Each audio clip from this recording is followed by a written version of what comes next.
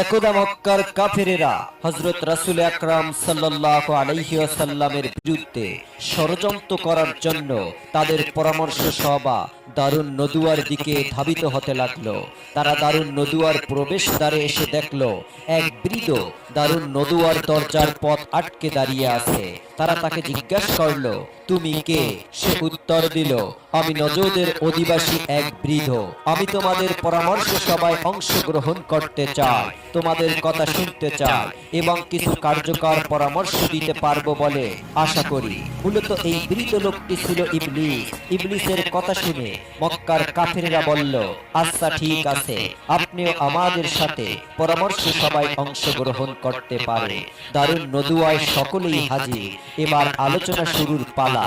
বিভিন্ন জনে রাসূল আকরাম সাল্লাল্লাহু আলাইহি ওয়াসাল্লামের ব্যাপারে বিভিন্ন প্রস্তাব উত্থাপন করতে লাগলো।